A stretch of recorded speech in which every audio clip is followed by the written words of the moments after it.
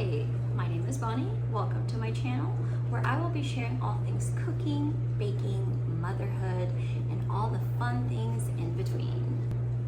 Yes, it's going to be another cooking, baking channel. It's where I'll be featuring recipes that you're probably already familiar with, recipes that we find online, some of the things that I have tried.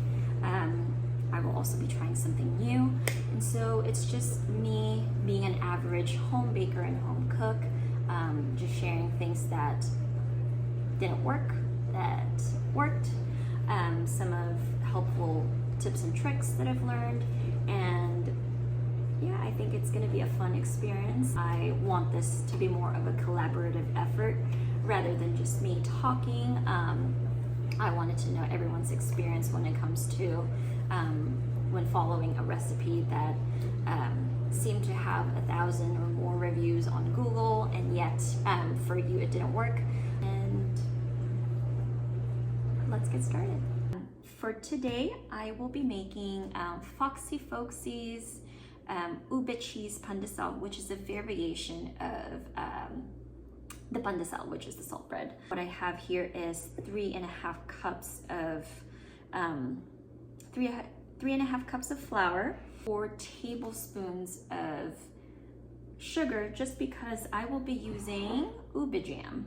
This is going to be, I believe, 2/3 of a cup. These are 1 teaspoon of salt, and I will be linking the vlog below, or the blog below, with the recipe from Foxy Folksy. I will be using 2 tablespoons of vegetable oil, 1 tablespoon of the ube flavoring, and 1.5 teaspoons of the instant yeast. I'm losing words. To get started, I do have a warm milk here. It's very important that it's not too hot, otherwise you would be killing the yeast. Put the oil in here, and then I already have the egg in here, and so let's mix.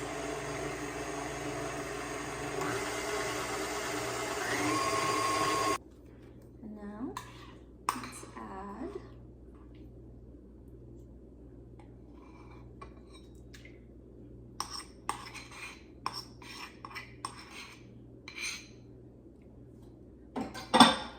and get some help, get all that goodness in there.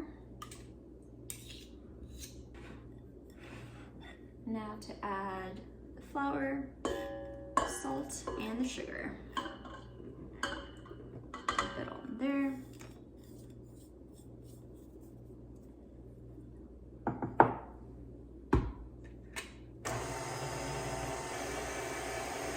I'm just mixing it slow so that I don't get flour on my face. But while that's mixing, I'm going to measure out 1 tablespoon of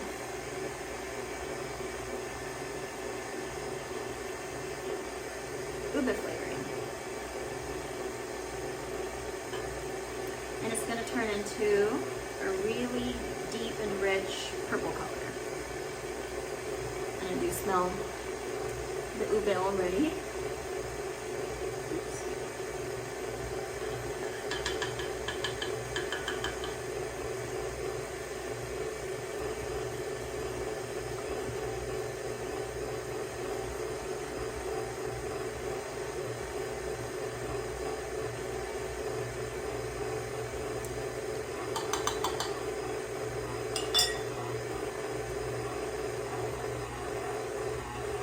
As you can see, it has turned into, I mean, not entirely, however, you can see that it has turned into like the deep purple color of just coming from the ube extract itself and the added ube jam.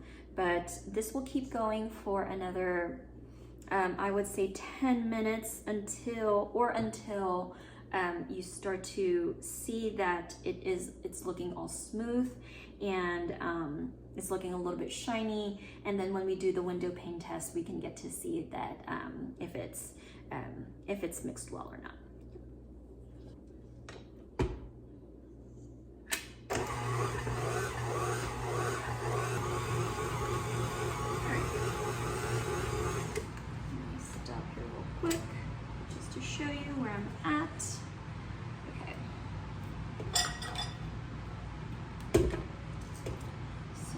this still needs a long way to go. As you can see, the bread or the dough itself is still clinging to the hook. We want it to be elastic enough, and you will see like a stark difference. So this still needs some kneading time, more kneading time, and let me show you real quick. As you can see here, this still needs some time. It's still sticking a little bit to the side of the bowl, but it's still not smooth, and when I make an indentation, it doesn't spring back quickly. And so let me put it back into the hook.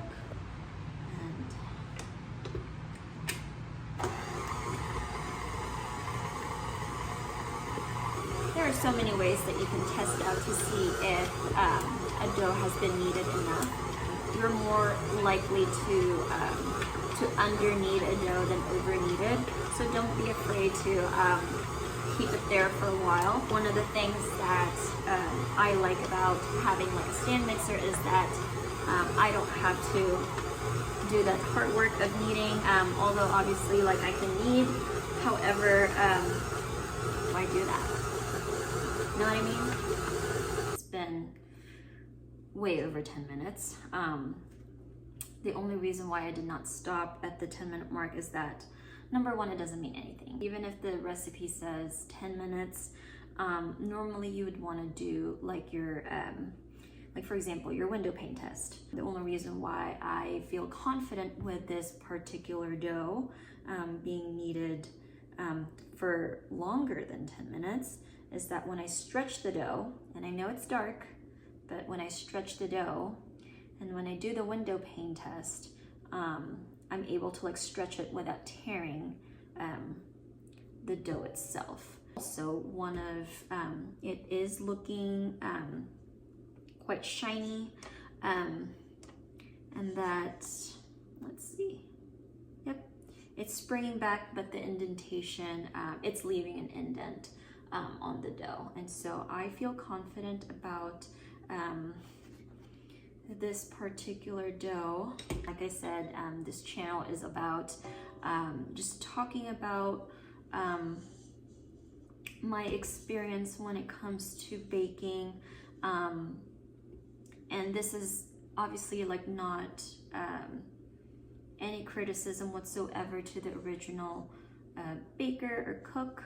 This is more so like just my experience. I used to be so, how do I say it? Like I need to follow like a certain recipe to a T. Like meaning if they say like, okay, knead it for 10 to 12 minutes.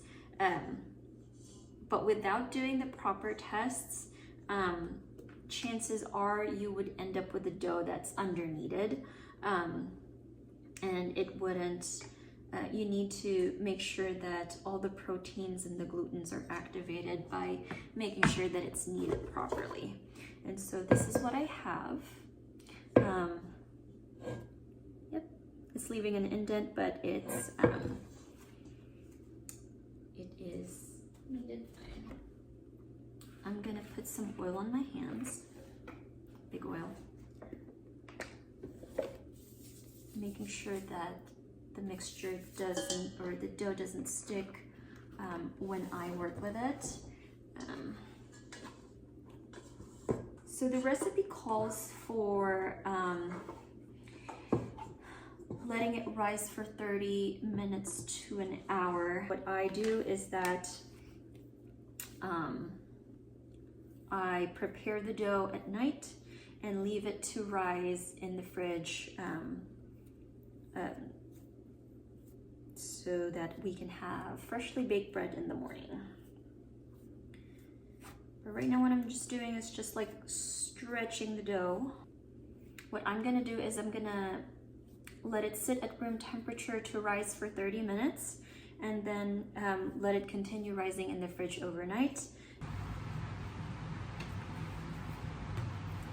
And by the way, this is probably I've tried a different recipe of ube cheese pandesal. I forgot who it was from, but when I tried Foxy Folksy's, I really liked that recipe and I stuck with it. Although, like I said, I tend to do some methods that are different, or some recipes that are different depending on like what I have available at home.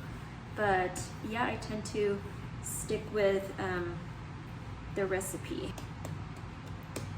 And I tend to use the same bowl that I used for mixing the dough.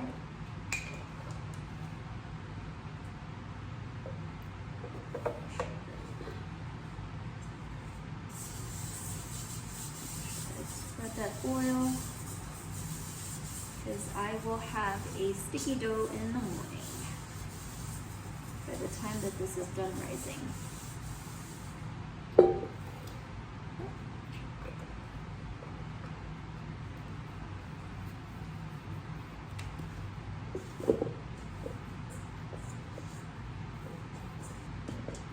Alrighty, we're all set.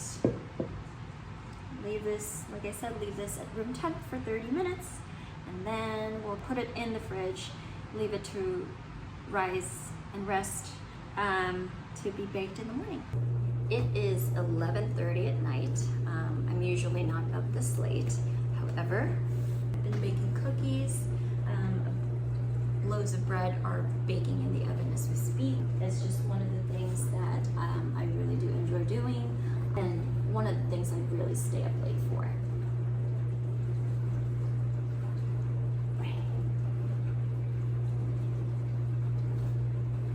I'm already in my jammies, as you can see. Good morning, everyone. It is bright and early here.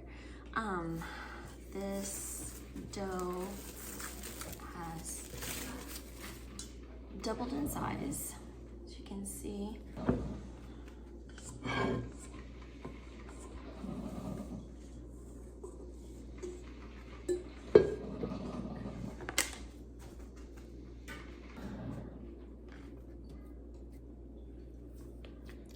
So we'll just knock out some of the air that's in here, just release all those gases.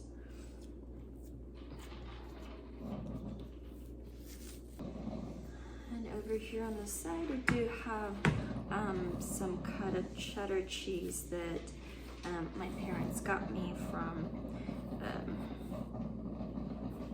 Filipino grocery store. Okay.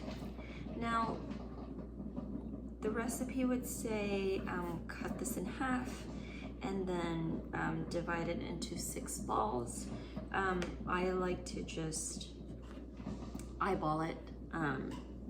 Obviously you can use a weighing scale, like just to have it like all equal parts. I don't like 6 big ones. I like to make like probably like medium size, like individual pieces. So let's see how much this yields.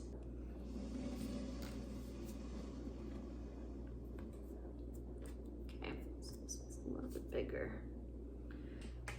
So now I have about 20 pieces that I'm gonna roll into a ball. What I'm gonna do, I like to lay them flat like this.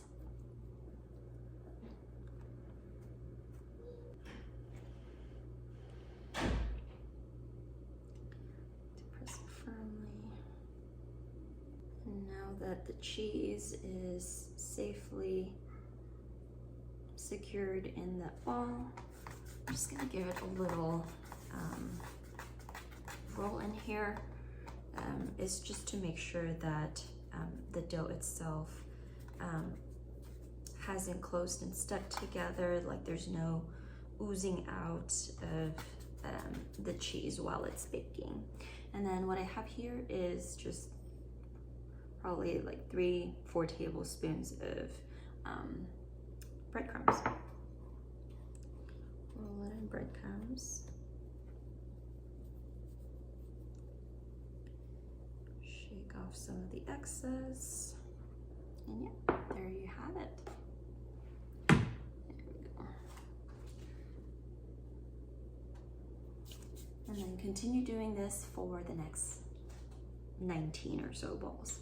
So I just finished shaping all of these and have them crumb coated with breadcrumbs.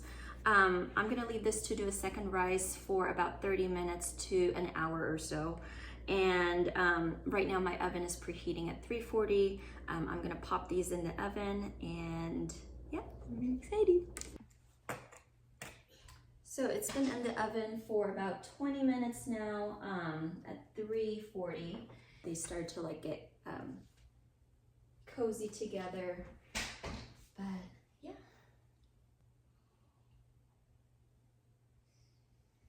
My little assistant is contemplating whether she should join me or not. So it's perfectly normal if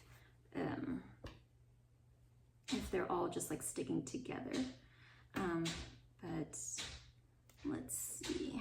It's still a little hot, so I'm waiting for it to cool down just a little bit, and then we can open it to see if the cheese has actually melted inside. Pandesal is always best enjoyed when it's still a little bit warm, and so I'm gonna go ahead and actually give it a try.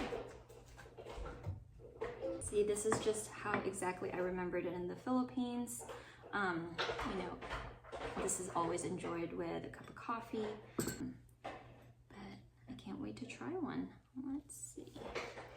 Let me take this lonesome over here. It's actually really fluffy. Ooh. Yep.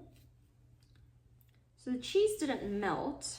I'm not completely sure if it's the ratio of the dough or if it's the type of cheese or if it's the temperature in the oven, but the dough itself is actually cooked. I used a different kind of cheese. Last year I used it with another brand from the Philippines, which actually oozed out of the bread, which I did not like at all. This one is actually very soft, so it is the texture that I like. However, I guess, you know, I was expecting like that creamy, like not a messy kind of oozing out of the dough, but let's test it out.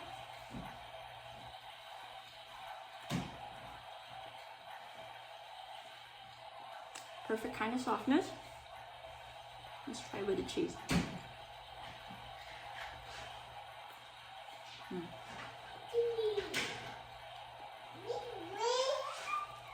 Perfect balance of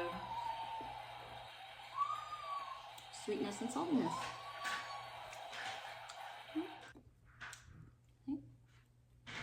It's like the dough is like really pillowy soft. Yeah, I do love this recipe. This is my favorite ube cheese pandesal recipe. Let me know in the comments what worked out for you, what didn't. Dada. Where's Dada? Can you say goodbye? Come over here. Say bye, Ram. Do you want more? No. She likes it. She came back for seconds. Mama! Mm-hmm. Hello. That's not a phone. It's a remote. Mom. Yep. She's gonna try out to see if she actually likes this recipe, which, I mean, I like it, but she did eat the first one with me. But let's check another one just to see how it has. This is perfect. I like this ratio right here. The dough to cheese ratio. It's really like still fluffy. Do you want more? Mom. What do you say? Please. Please. Okay. Yep.